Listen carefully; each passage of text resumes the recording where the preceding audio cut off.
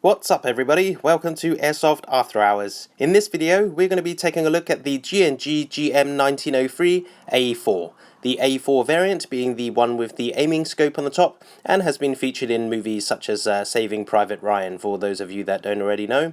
We're going to be taking a look at the gun and seeing if there are any pros and cons that stand out to us. This is obviously in just our opinion, so you know, this may help you, those of you out there who are considering buying this gun but are unsure of any pros and cons. Thank you very much for watching, and I hope you enjoy the video. Okay, so we're going to get right into it. This is the box that our gun came in. It has AEG, Automatic Electric Gun, written on the box. I'm not too sure why that is, but it does have a sticker on this side telling you what gun you bought. This is the GM1903-A4 with a small sticker there saying gas version, so we have the gas magazine, but ours is the A4 variant. Okay, looking inside the box, there is just some plain foam, and we're going to quickly see exactly what it came inside the box. Okay, aside from the gun, which we'll get to in a minute, this is everything that comes inside the box. You get a cleaning rod, which is the correct length for cleaning your barrel, and a jamming rod. Also, you get a pack of 0.3 gram BBs. Now, normally when you get a gun, you get some free BBs, and the BBs are generally horrible and very inconsistent, and sometimes what we found is even dirty. These were surprisingly very, very high quality. You get 500 as a tester pack, and we did, you know, we were pretty surprised. You know, these are BBs that we are going to use. Here is the print on the back. You can pause the video if you want to read that. But normally we just throw away the free BBs that we get, but we're probably going to use these since they are so consistent and so nicely made and 0.3 gram in weight. So we're quite happy about that. Well done, G&G. Okay, here is the instruction manual which comes with your gun. It is for the GM1903-A3, but we have the A4 variant, but it should make a difference as there are only a few differences. Okay, generally it's cosmetic differences, we believe. But don't hold us to that, as we don't own the A3 version, so we can't compare. Just speculation. Okay, right. The print of the instruction manual is very nice and very clear. If you do want to read these, by all means do. You can pause the video just to check each page out. Okay, it comes with you know, operating instructions, safety guidelines, and things like that. This is the page about the magazines. Obviously, there is a CO2 magazine and a propane or green gas magazine, or the other way around. That's green gas, that's CO2. Right, okay, so this is the rest of the print in which you can see there. Okay, right, now that's the booklet out of the way. Okay, so this is the magazine that it comes with. It's incredibly heavy for its size, and we'll talk a little bit about that now. The magazine comprises of two main parts. One is the gas reservoir, or the section that holds your gas propellant, and the section that holds the BBs. They are detachable by pulling this part here to the rear and then just slipping it off like that. Now this section can load about 8 to 9 BBs. You just pull this down and drop your BBs in the top like so. Once you do that, you release this and it goes to the top and holds it in place. Okay, it's a very good design, and we like it very much. This is the gas route here, so all of your gas that propels your BB will come through there, so it would be probably a good idea to add some silicone oil in the bottom there just to help with sealing. The gas reservoir, due to the design, if you are using a propane or green gas version, due to the big lip on the bottom here, sometimes filling can be very difficult using green gas. It does get in the way sometimes. What we have found is we needed to use an extension section. This is also labelled in the instruction manual as something you need to do, using an extension of some kind to increase the length of the fill nozzle. What we are using is a duster gas adapter that just slots onto our unbranded green gas bottle and makes filling possible, like so. And here is the replica rifle. Okay, it's a pretty long replica, so I'm going to have to do it in sections. I'm going to try to get it as much in camera as possible, and I'm going to start from the rear. This, as you can see, the wood is absolutely beautiful. It is incredible. I couldn't believe it when I got my hands on this, the quality that it was. It's just fantastic. You know, the the grain. I'm not really into any woodworking, so I have no idea if this is dirt cheap wood or if this is an expensive wood, but it's done, either way, it's done perfectly. Very, very nice. Look at the finish on it. It's kind of a semi-gloss, so it does have some kind of coating on there to protect the wood from the elements, but I wouldn't rely on it too much, okay? Mostly it's just for show, I would say. As you can see on the rear here, it has a very, very nice sling attachment. I'll just check. Yes, that is made of steel. Let's see if the rings are made of steel. Yes, it is. And I'm guessing the screws are made of steel as well. The rifle also has two other sling attachments. One on this part here. Okay, this part is also made of steel, the sling attachment part. Okay. And there is also another sling attachment on the front there. Okay. Also made of steel. Is the bottom part of the stock. As you can see, this part here feels like plastic and sounds like plastic. Okay, it's got a little kind of a trapdoor thing here, and this I'm told is accurate to the real steel, as in it has a storage space. It's quite deep in there, in which people used to store their cleaning cloth and cleaning agents and lubrication, I guess. And now moving on to the center section of the replica, I'll give you a close-up of the scope so that you can determine for yourselves if this is a close replica. Okay. Right, and now let's try and get into each part in detail. Now the holder, or the should I say the mount, or the scope mount, is made of entirely of steel. Okay, I was quite happy about that. I can't believe that they made the entire mount out of steel. One thing I don't like is the fact that G&G had to brand their name into the holder there. Okay, I mean we did buy this ourselves, and we know who was the manufacturer. There's really no need to brand that on the side. Okay, for those of you that find this really bugging, you can probably fill that in and repaint it. Okay, so there's really no need for that, G&G. But you did a very nice job anyway on this gun. Okay, I'm very happy with it so far. Let's get into the details now.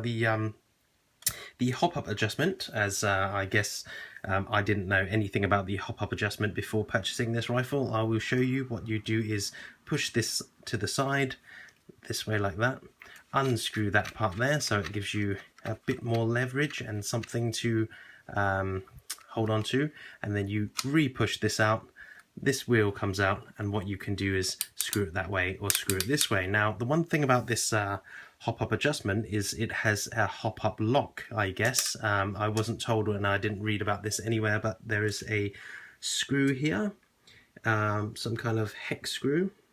Okay, and when you put that, when you screw that in, what that does is that holds the hop-up adjustment in place, so it keeps it very, very steady. Now, this was screwed in quite far, and I literally couldn't screw my hop-up, so I was worried that it was kind of broken. We did take a very close look at everything and wonder why it wouldn't adjust, but it's because of the, I guess it's a hop-up lock or a hop-up stiffener. Okay, this kind of holds the adjustment in place, so obviously when you're knocking this about, if you're taking this to a game, it's not going to knock it out. Now, the one thing about this hop-up adjustment is we've actually had a look, and it's on a slanted screw-in system, if that makes any sense. Probably doesn't, but what we'll do is try and explain it as much as possible.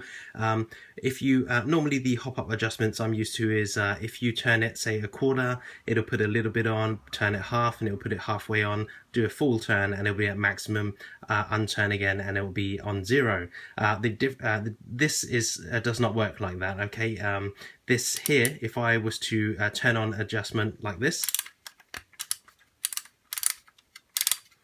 that would probably just add a tiny bit of hop-up. Okay, hop-up adjustment is made by many turns. Okay, so to get probably halfway, you'd probably have to do this.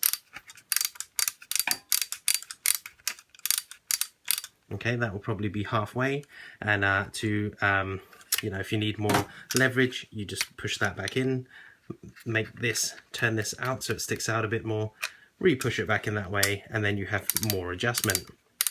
Okay, that's kind of how it works, and that's probably on halfway now. The the bad thing about that is getting your adjustment in quickly is a problem, but the very, very good thing about this type of hop-up adjustment is you can dial it in incredibly precisely. I mean, it's not like you could turn a little and then the hop-up will like increase like that. You can physically see it increase.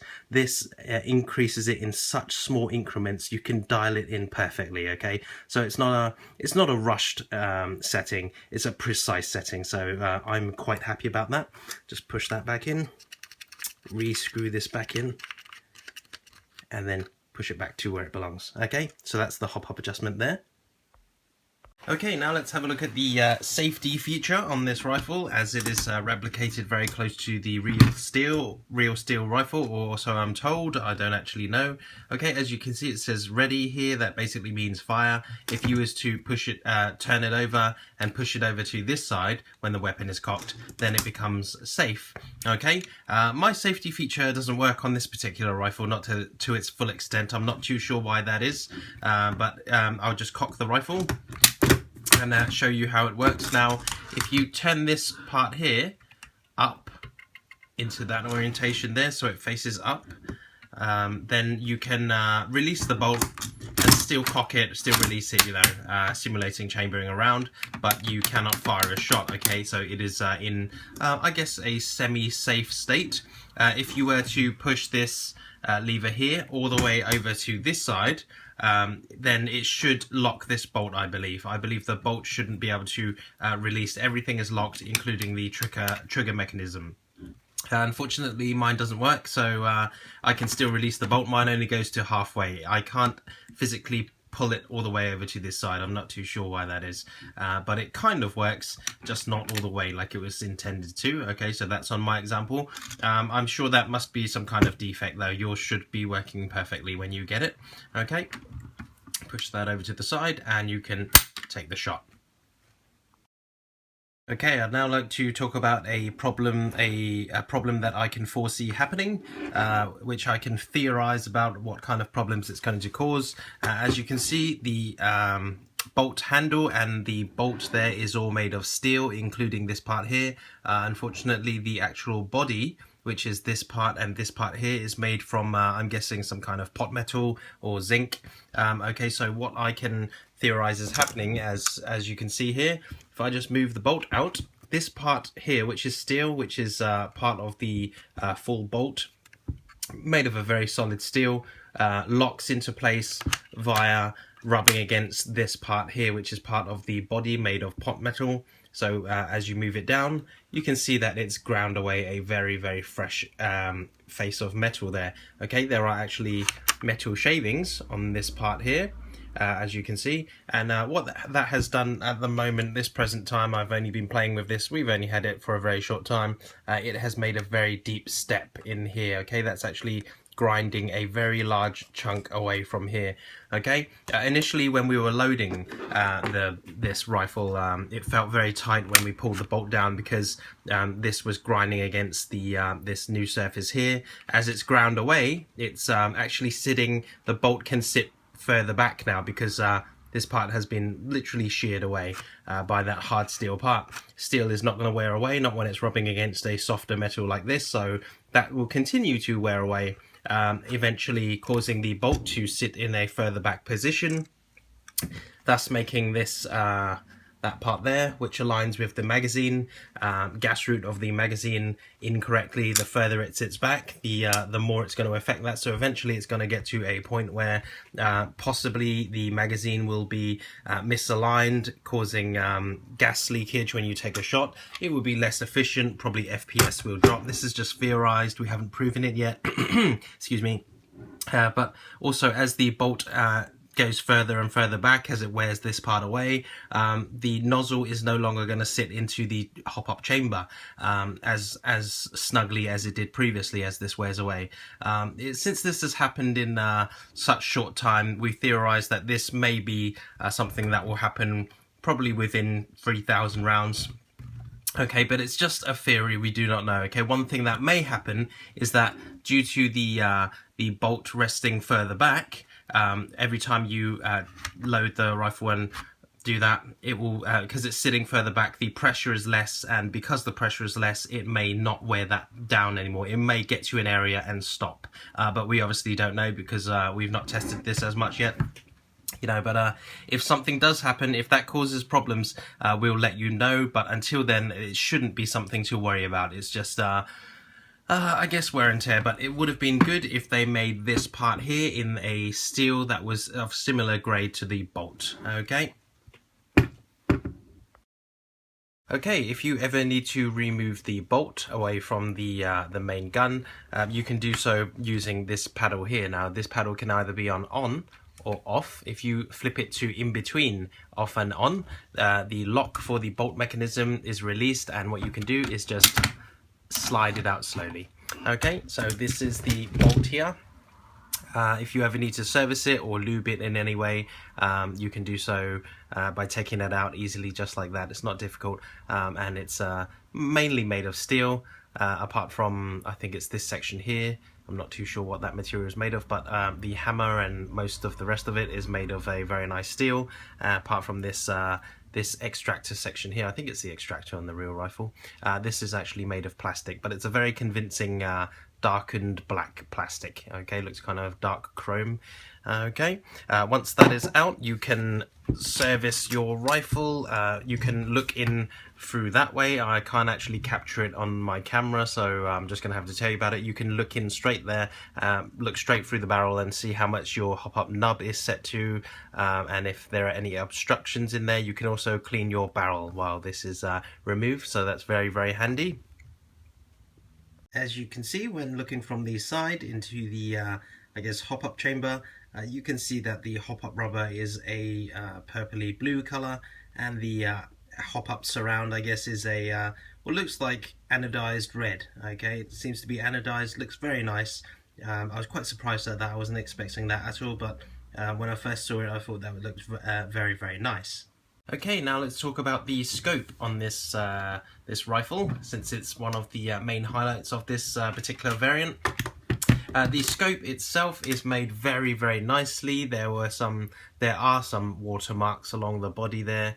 I've tried removing that to no avail, but it doesn't really bother me. It kind of adds to the vintage look in a sense. Okay, starting from the rear of the scope, this is how I've mounted it onto here. Now the reason the scope on my rifle is so far back is because of the eye relief. The eye relief, for those of you that don't know, eye relief is basically the distance you need from this part here, which your eye looks through, and the distance from your eye. Okay, so if the eye relief was let's say 4 inches, your eye could be here, and then you could look through it and get the proper sight picture, so this could be mounted slightly forward. But on this particular scope, the eye relief was about 2 inches, 2.5 inches, so your eye has to be quite close to it, and I found I was really lurching forward if I had it mounted a bit too forward, so I had to really move it far back. So it looks kind of far back on the rifle there, and my eye has to be about here to look through it. Okay, so I don't have to lurch forward too much.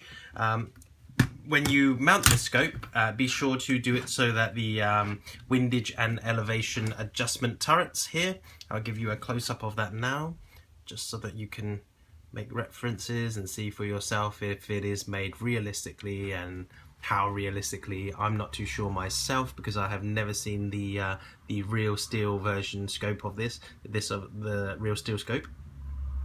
Okay, very, very nice looking. The adjustment turrets are a little bit stiff, which is good, but the adjustment clicks are very, very nice. Okay, can you hear that? Okay, right. It is the adjustment clicks on this. Before I talk about that, when you mount this scope, make sure you mount one of the adjustment turrets on this side and the adjustment turrets on top. The other adjustment turret on top. This one will be for windage, and this one will be for elevation. The reason I say don't mount it on this side is because it may interfere with the bolt. When you pull it back and your hand is there, you'll probably catch it if it was on this side. Okay, so windage on this side and elevation on the top. Okay, the adjustments are very nice, have very nice clicks, but the adjustments aren't full, if you know what I mean. So which means you can adjust, and then you can, once you've reached max adjustment, it will not stop. You can still click it, but it will no longer adjust. Okay, that means you're in kind of a dead spot. Okay, you're in the dead spot where it's way past adjustment. That way you have to dial it back in. So let's say if there was this much of adjustment you can make, the adjustments that actually make a difference and change the point of aim on the crosshairs is actually probably here. Okay, so there's dead spots on both areas. Okay, there are no markings on this scope, obviously, so how you adjust it is going to be quite difficult if you're just you know, finding a ballpark where your projectile is going to go. I have done the homework, so I can tell you guys about the windage. Let's say, okay, here's the rifle, here's your orientation, you've got the bolt handle on this side, this side turret here is the windage. Okay, if you turn the turret that way, okay, so I've got the rifle pointing that way.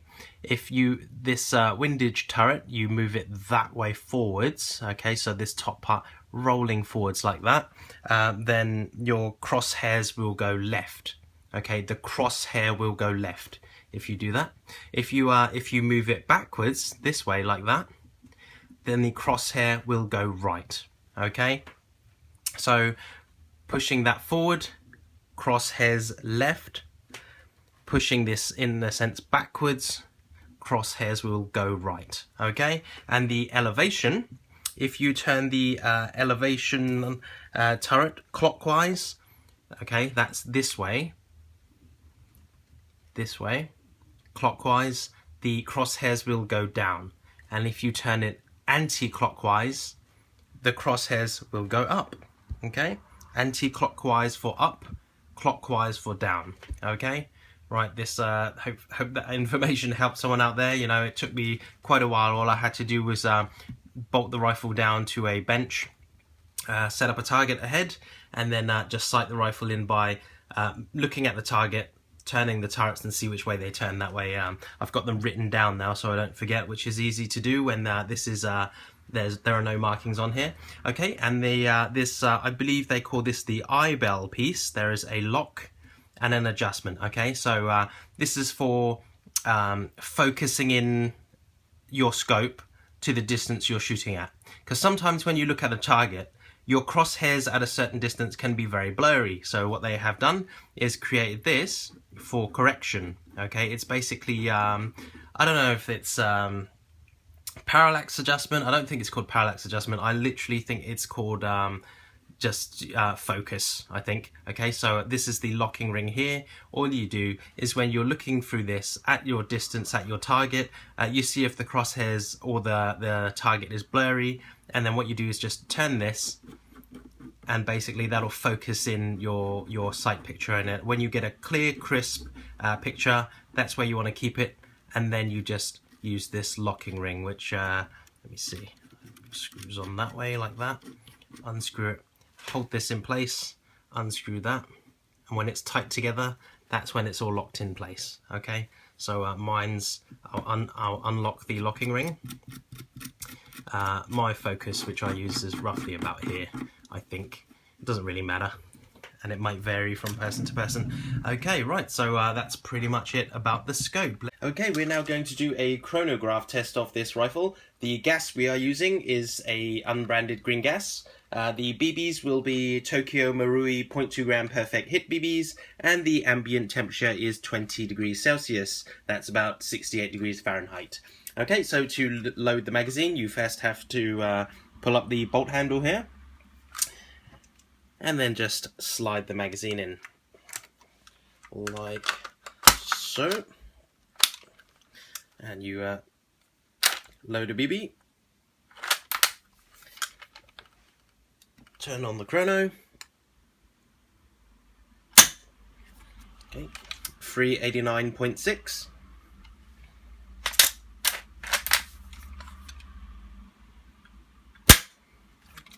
.1,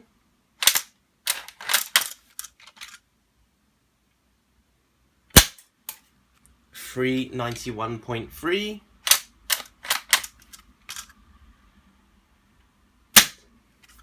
392.3, 371.4,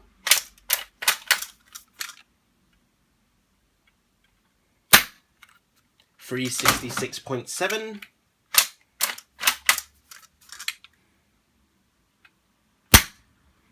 362.1,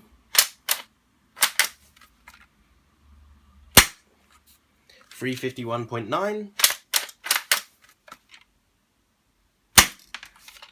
349.1, and we're out. Okay, that concludes the chronograph test. Okay, so as you can see, our gun is running from anywhere between 390 FPS, gradually going down to about 350 FPS. Okay, we're now going to eject the magazine just to show you a few flaws with the design, unfortunately. As you can see, ejecting the magazine while the bolt is down is pretty difficult, so what you need to do is just push the bolt up, push the release paddle, and it comes out.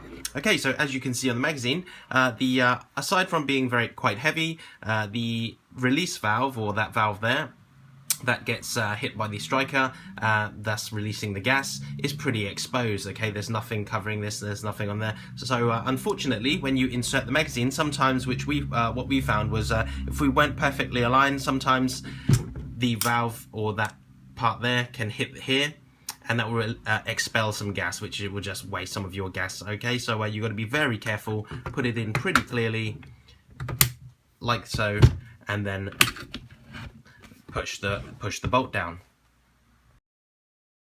Another design flaw which we have found, unfortunately, is when the rifle is not cocked and you have a gas magazine loaded into the rifle. This part here, which is the hammer, due to the design, is in a place that can be knocked easily. Obviously, you grab the rifle here. If it's not cocked, you may bump into that, as we have done a couple of times by accident. And if you do that while it's not cocked with gas in, it will expel all the gas, as I will show you here. Okay, and that's a bit of a problem. I guess the way to counteract this is just to have your rifle cocked all the time with the safety on. But, you know, obviously there will be times where your rifle is not cocked. And in those times, you've got to be careful not to bump the hammer. Okay, we're now going to do a shooting and grouping test of this rifle. For the test, we're going to be using the BBs that was included in the box. Those are the G&G 0.3 gram BBs, and we're also going to be shooting from a bench and a rest. This is a rifle rest that we have set up just to maximize on our accuracy and make sure that we don't have too much user error. Okay, so we're going to get right into that. We'll be shooting at a distance of 32 feet using green gas. Okay, before we do a shooting and grouping test, we thought it would be a good idea to give you guys a first-person view of what it looks like through the aiming scope. This will give you an idea of the clarity of the scope and what the crosshairs look like. Now, if we wait for the camera to focus in on the target there, you will eventually be able to see at 32 feet the image clarity. Okay, although we must stress that our camera just did not like looking through the scope, and in person with your own eyes the scope is much more clearer than you see here in the picture. Okay, using the scope was pretty easy, sighting it in was very easy too. The adjustment clicks were very positive and did a lot of adjustment, and it held 0 as well. We can't imagine it losing 0 after a few knocks. It seemed to be pretty solid. Okay, so all in all, we were very amazed at the clarity of the picture for an Airsoft replica, and using this scope was a pleasure. Okay, before I say anything more, let's go ahead and do the shooting and grouping test.